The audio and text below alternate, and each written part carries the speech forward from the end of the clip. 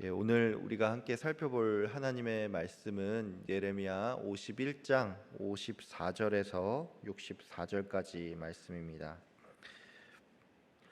예레미야 51장 54절에서 64절까지 말씀입니다.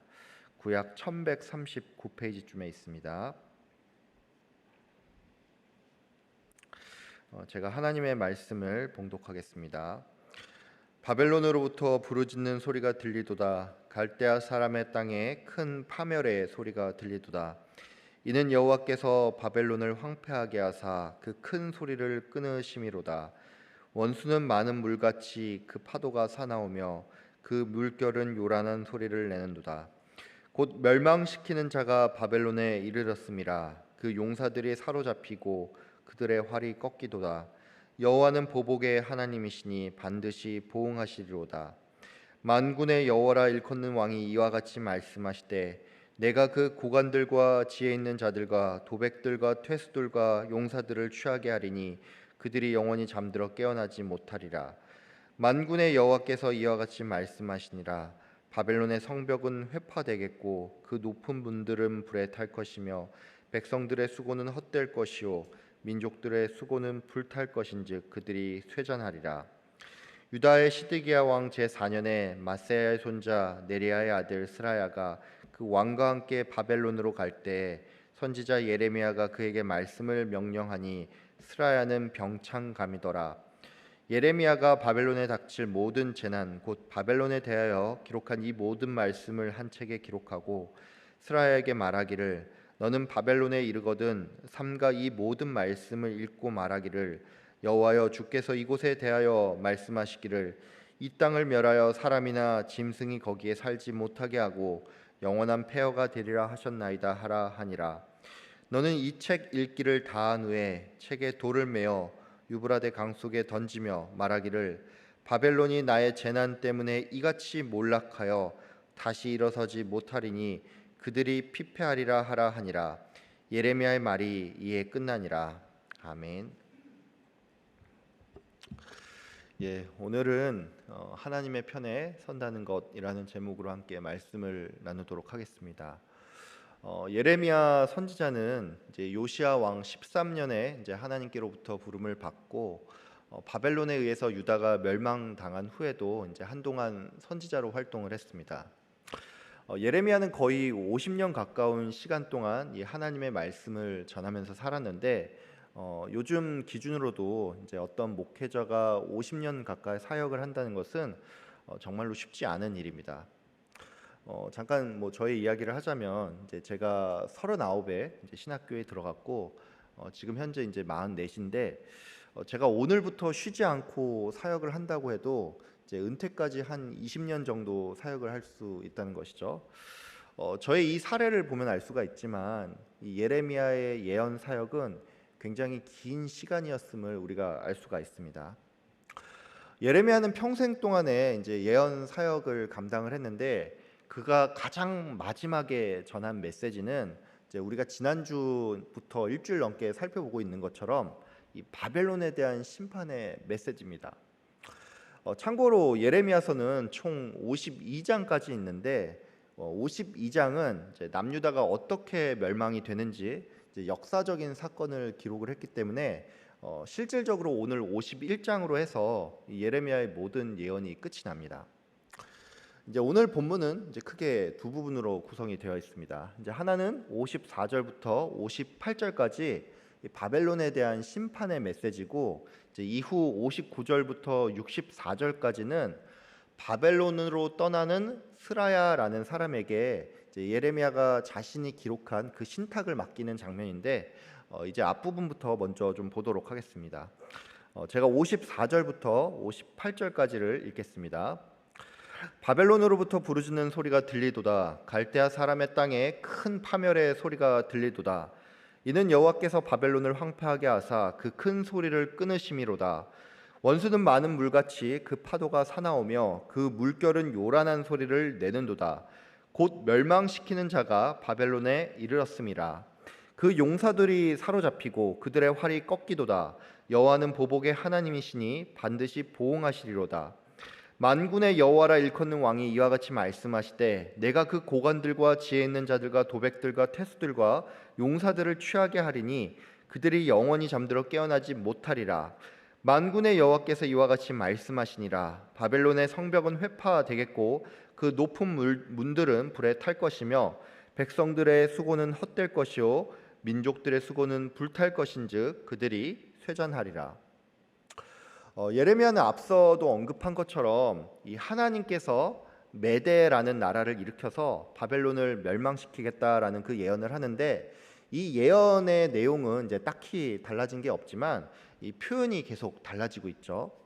오늘 본문에서는 이 메대가 마치 사나운 파도와 같아서 바벨론의 군대가 절멸을 당하고 또 그들의 성벽이 무너지며 이 바벨론의 모든 지도자들이 엎드러지게 될 것을 묘사를 하는데, 예레미야가 이처럼 표현을 달리하면서 이 바벨론에 대한 심판의 메시지를 계속 전한다는 것은 하나님께서 이만큼이나 그 바벨론을 미워한다는 사실을 의미합니다. 여러분, 우리도 그렇지 않습니까? 우리가 누군가를 싫어할 때 나 저 사람 싫어 뭐 이렇게 한마디만 하면 되는데, 이 사람에 대한 감정을 더 잘 드러내기 위해서 그 사람의 단점을 조목조목 나열을 하기도 한다는 것이죠. 예를 들어서 나는 저 사람이 습관적으로 거짓말을 하고 무슨 일이 있으면 맨날 남 탓하는 게 싫어.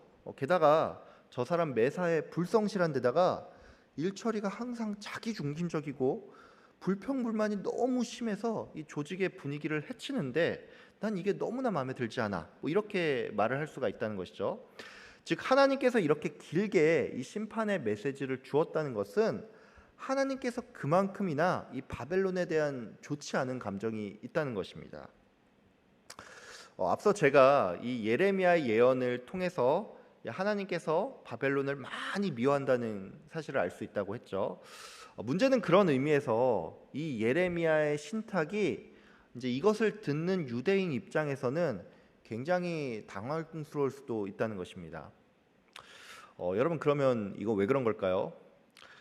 참고로 제가 이제 주초에 이 바벨론에 대한 심판의 메시지가 당시의 국제 정세를 감안했을 때 시대적으로 너무나 앞선 발언이기 때문에 이제 사람들에게 파격적으로 들릴 수 있다라고 말씀을 드렸는데, 오늘은 조금 다른 의미에서 왜 예레미야의 이 발언이 이제 사람들에게 당혹스러울 수가 있는지 제가 그 이유에 대해서 좀 설명을 드리겠습니다. 사실 바벨론에 대한 심판의 메시지는 이제 그 자체만 가지고 볼 때 사람들이 좋아할 만한 얘기입니다. 왜 그러냐면 유다 입장에서 볼 때 바벨론은 너무나 잔인하고 악한 민족이기 때문이죠. 쉽게 말해서 유대인들은 비록 그들이 하나님 앞에서 반역을 하기는 했지만 그래도 이들은 하나님께 택함 받은 백성이고, 반면에 바벨론은 지극히 악한 짓을 많이 했을 뿐만이 아니라 이들은 이방인이기 때문에 이 바벨론의 심판은 마땅하다는 것입니다. 문제는 이 심판의 발언이 예레미야의 입에서 나오고 있으니까 사람들은 이게 굉장히 당혹스럽다는 것입니다. 여러분도 아시겠지만 이 예레미야는 매우 일관되게 남유다가 바벨론에 의해서 멸망당할 것을 전했던 사람이었습니다. 예레미야는 여기서 멈추지 않고 바벨론에 항복할 것을 사람들에게 종용을 했는데, 그는 이런 이유로 사람들에게 미움을 받고 또 옥고까지 치렀다는 것이죠. 예레미야는 평소에 이런 발언을 자주 했기 때문에 친 바벨론 인사로서 사람들에게 잘 알려졌는데, 이제 재밌는 사실은 그의 이런 발언이 유대인뿐만이 아니라 바벨론 사람들에게까지도 잘 알려졌다는 사실입니다. 오죽하면 이 바벨론의 사령관인 느부사라단이 바벨론으로 끌려가는 그 유다의 포로들 가운데서 예레미야를 발견하고 그를 풀어주죠. 그리고는 만일 네가 원하면 함께 바벨론에 가고 내가 너를 선대해 줄게, 뭐 이런 말을 할 정도였습니다. 여러분, 이걸 보면 알 수가 있지만 예레미야는 평소에 바벨론 친화적인 발언을 많이 했고 또 사람들이 이것을 다 알고 있는데, 그랬던 그가 갑자기 이제 와서 바벨론에 대한 심판의 메시지를 전하고 있으니까 사람들은 도대체 이게 뭔가 싶을 수가 있다는 것입니다. 한마디로 이거죠. 이 사람이 나이 먹고 정신이 좀 오락가락하나? 동족들이 무서워서 마음에도 없는 소리를 하나? 뭐 이런 식으로 사람들에게 이런저런 오해를 살 수도 있었다는 것입니다. 여러분, 근데 우리가 알다시피 예레미야는 세상의 그 누구 편도 아닌 오직 하나님 편에 섰고 또 그에 따라서 말씀을 전했죠. 그런 의미에서 이제 여러분께 한 가지 좀 권면을 드리자면, 우리가 하나님 편에 선다는 것은 하나님의 말씀에 따라서 살고 또 우리가 믿는 바를 밝힌다는 것인데, 이게 어떤 날에는 굉장히 고독하고 외로운 일임을 여러분이 좀 기억을 했으면 합니다. 근데 제가 이렇게 말씀을 드리면, 목사님, 근데 이제 이 세상에도 보면은 기독교적인 발언을 좋아하고 또 환영하는 사람도 많습니다.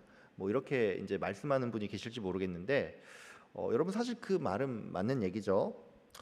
우리가 보통 나의 신앙적인 소신에 따라서 뭐 이런저런 말을 하기도 하는데, 이 세상에는 우리의 발언에 동조하는 사람들이 분명히 있습니다.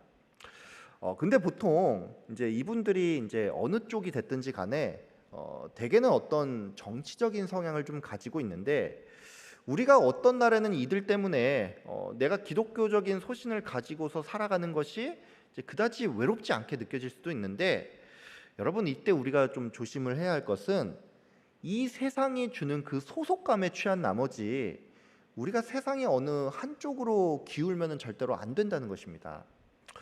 다른 말로 우리는 세상의 그 어느 편도 아닌 오직 말씀의 편에 서야 한다는 것입니다. 예레미야는 하나님 편에서 이 하나님의 말씀을 전하는 그 일에만 관심이 있었기 때문에 이 바벨론으로부터 받은 그 선대에 응하지 않았고, 오히려 이 바벨론에 대한 심판의 메시지를 당당하게 선포할 수가 있었습니다.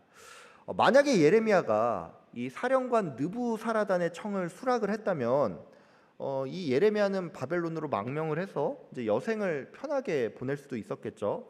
하지만 여러분, 만약 예레미야가 정말로 그랬다면 어떻게 그가 바벨론에 대한 심판의 메시지를 이 사람들 눈치를 보지 않고 당당하게 전할 수가 있겠냐는 것입니다. 제가 신대원 시절에 이제 그 알던 교수님 한 분이 계신데, 이제 지금 좀 제가 시간이 지나서 이제 그분 성함까지는 잘 기억이 나지 않는데, 이 교수님은 자신이 기독교 관련한 이 사회 봉사 단체를 만들고 이 단체 대표로서 이제 오랜 시간 이제 각종 이제 사회 복지 사업을 좀 지속을 했다고 합니다. 이 교수님은 자기가 이제 이 일을 하는 동안에 자신을 이제 후원하던 사람들이 여럿 있었는데, 이분들 대부분이 이제 세상 표현에 따르면 소위 보수 진영에 있는 분들이라고 좀 말을 했습니다. 근데 이제 이분이 어떤 계기를 통해서 이제 후원이 완전히 끊기는 그런 경험을 했는데, 이제 그게 뭐였냐면 10년 전에 이제 2014년에 세월호 사건이 있었죠.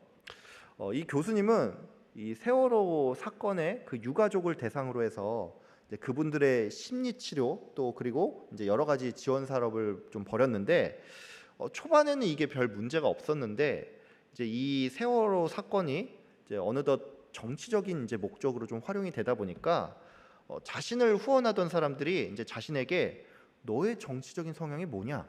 네가 이 일을 벌이는 의도가 뭐냐? 막 이렇게 물어보면서 결국 후원이 다 끊어졌다는 것입니다. 여러분, 방금 제가 설명드린 이 사례를 보면 알 수가 있지만, 성도인 우리 또한 내가 그저 하나님의 말씀에 따라서 무언가를 말하고 행했을 뿐인데, 이 일로 말미암아 나를 지지했던 사람들로부터 버림을 받는 이런 일을 우리가 경험할 수도 있다는 것입니다. 여러분, 그리스도인은 다른 무엇이 아닌 그리스도만 의지하는 사람들입니다. 이런 이유로 우리가 때로는 이 세상으로부터 변절자 취급을 당한다든지 뭐 아니면 박쥐처럼 이렇게 보일 수도 있는데, 우리가 하나님 편에 선다는 것은 세상 그 어느 편에도 속하는 것이 아니기 때문에 이 세상의 평가에, 이 세상의 말에 일희일비하지 마시고 늘 주님의 말씀 위에서 든든히 서가는 여러분이 다 되시기를 바랍니다. 이제 59절 이후부터 이제 64절까지를 보도록 하겠습니다.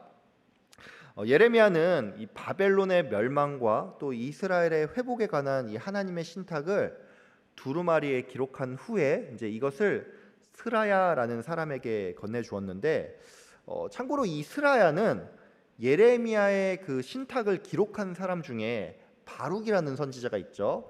이 바룩의 형제가 스라야입니다.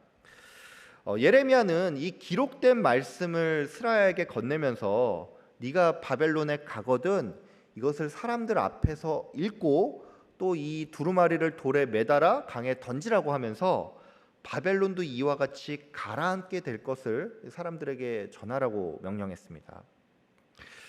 여러분은 이 본문을 읽으면서 이제 이것을 어떻게 생각할지 잘 모르겠는데, 사실 이 예레미야의 요청은 스라야 입장에서는 굉장히 난처한 것이었습니다.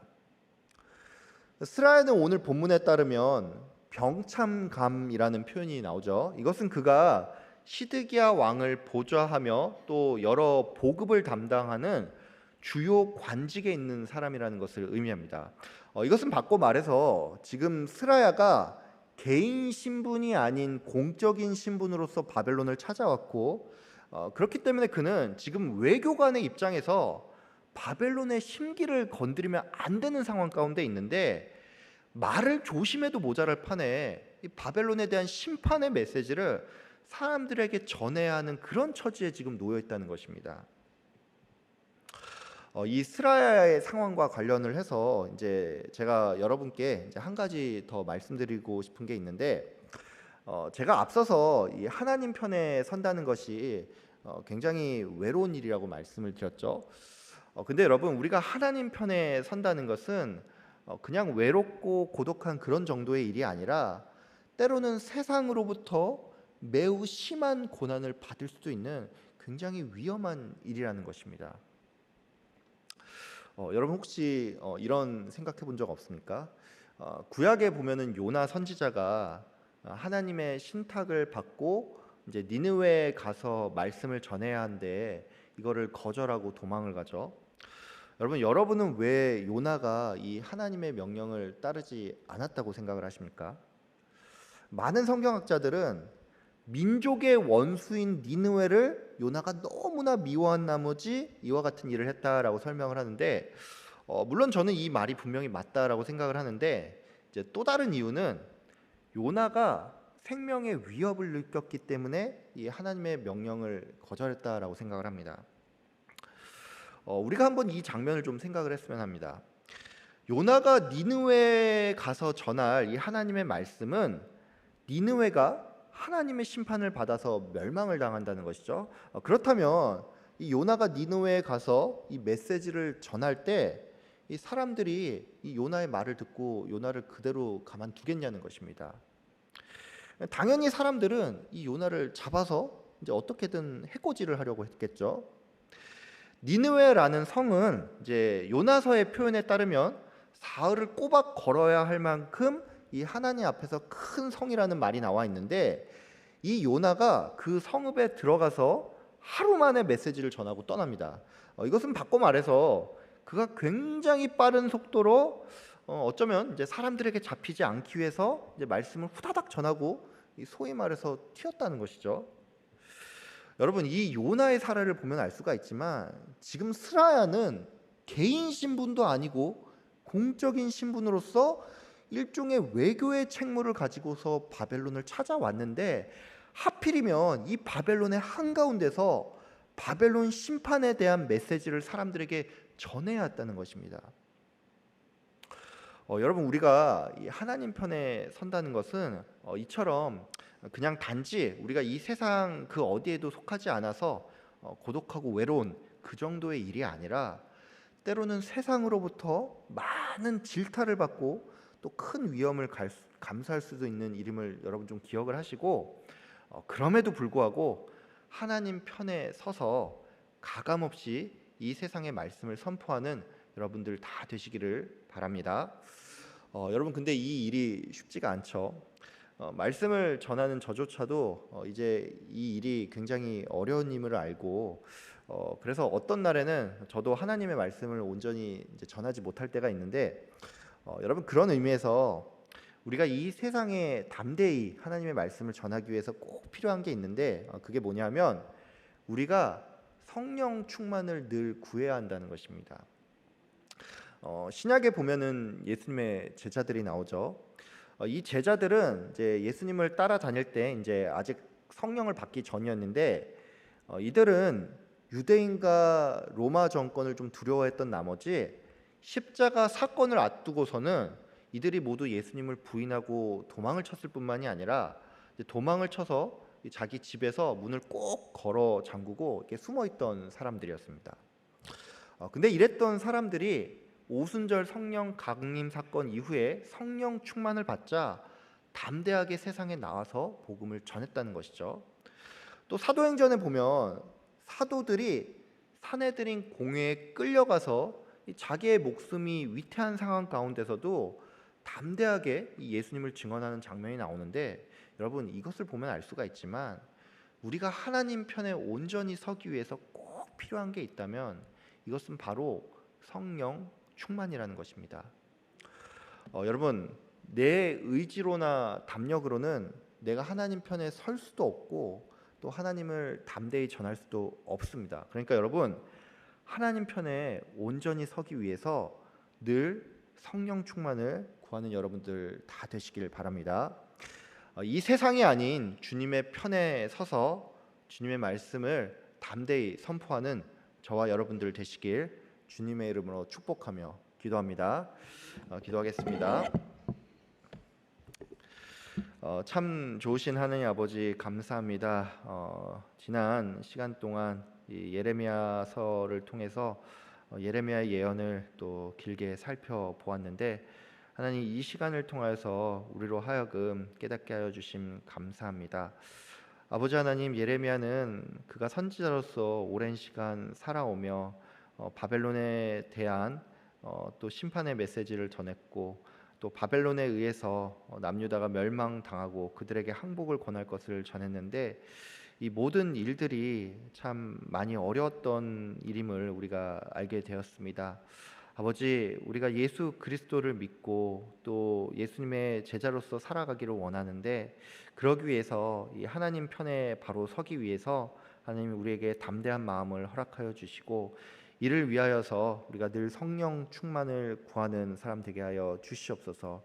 하나님 편에 선다는 것이 이 세상 그 어디에도 속하는 것이 아니기 때문에 때로는 외롭고 고독한 날도 많고 또 주님의 말씀을 전할 때 이 세상으로부터 손가락질 당하고 또한 고난과 어려움이 따를 수도 있는데 아버지 하나님 이것에 우리가 굴복하는 자가 되지 않게 하여 주시고 성령 충만함으로 담대히 나아가 이 세상에 예수 그리스도를 증언하는 자로 살아가는 우리 화성교회 성도님들 될 수 있도록 주님 인도하여 주시옵소서.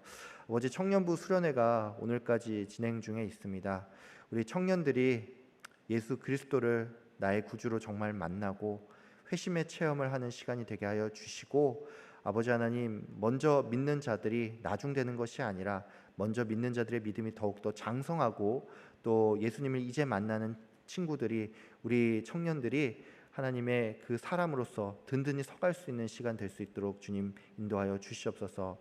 오늘 또 하나님 아버지 초등부에서 부모 대상 교육 시간이 있습니다.